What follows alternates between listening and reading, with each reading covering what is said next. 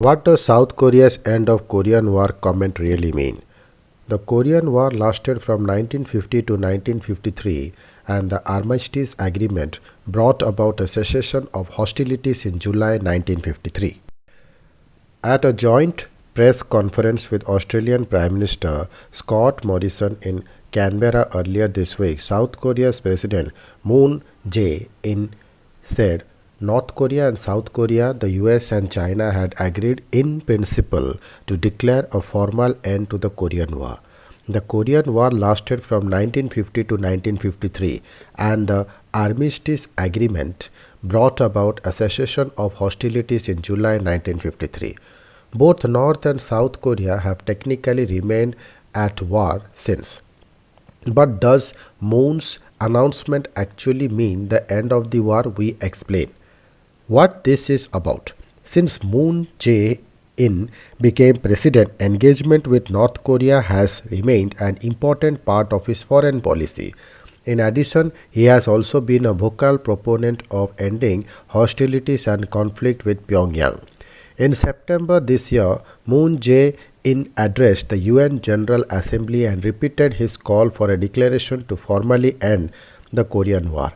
I once again urge the community of nations to mobilize its strengths for the end of war declaration on the Korean Peninsula.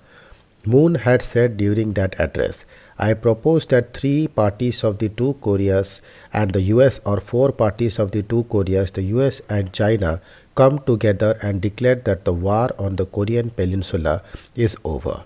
During his tenure, Moon has argued that the declaration would encourage North Korea denuclearize, but the US has insisted that Pyongyang would need to give up its nuclear weapons for any progress to materialize.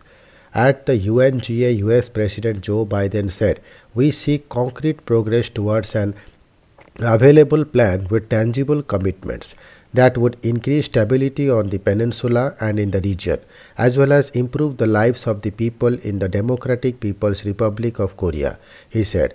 But North Korea has ignored Washington DC's calls for dialogue. North Korea's response. Over the past few years, particularly during Donald Trump's presidency, there has been unusual development in DPRK US relations. In June 2018, DPRK leader Kim Jong-un met with Trump in Singapore for a historical summit, becoming the first North Korean leader to meet a sitting US president. That was followed by another summit in Hanoi months later. Both summits had little substance to them from a foreign policy perspective and were little more than photo opportunities for both leaders. Despite the relative thaw in relations between North and South Korea since 2017, relations showed after North Korea objected to South Korean activities and defector groups began sending propaganda leaflets and materials across the border in June 2020, according to a Reuters report. In response, specifically following Seoul's inability to prevent this from happening, North Korea blew up a joint liaison office with South near the north's border of Kaesong. The office was demolished just hours after Pyongyang had renewed threats of military action at the Korean border. Escalations continued with Pyongyang also carrying out a series of missile tests, including recent tests of what it had announced were hypersonic and long-range weapons, a BBC report said. In September this year, DPRK leader Kim Jong-un's sister Kim Yo-jong had said that Pyongyang was open to ending the war if certain conditions were met. In response to Seoul's call to end the war, Kim had said Pyongyang was willing to resume talks if South Korea ended its hostile policies. In a statement released by DPRK, state media, Kim had said what needs to be dropped in the double-dealing attitudes, illogical prejudice, bad habits and hostile stand of justifying their own acts while faulting our just exercise of the rights to self-defense. Only when such a precondition is met would it be possible to sit face to face and declare the significant termination of war. A stumbling block has also been Pyongyang's consistent objection to US-led sanctions against the DPRK.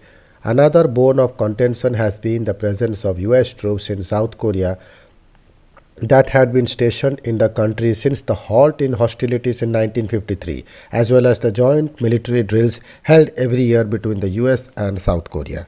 At the press conference in Canberra, President Moon had stated that these demands by the DPRK were making it difficult to sit down for further discussions. In particular, the DPRK has focused on the lifting of the sanctions that has severely impacted the country. One that the US has been unwilling to modify, insisting that the DPRK abandon its nuclear weapons program.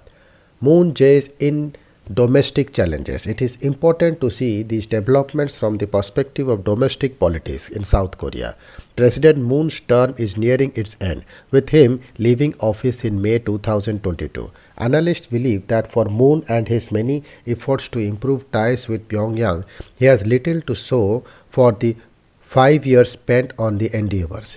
There is also some indication that the Biden administration is not very keen on Moon's plans because of the possibility of getting little in return from Pyongyang, a BBC report said, with the possibility of Washington having to give up a lot more in comparison. For instance, an easing of sanctions. There are also some political circles, including those in South Korea, who believe this would end the annual US-South Korea joint military exercises and unwelcome prospects for many.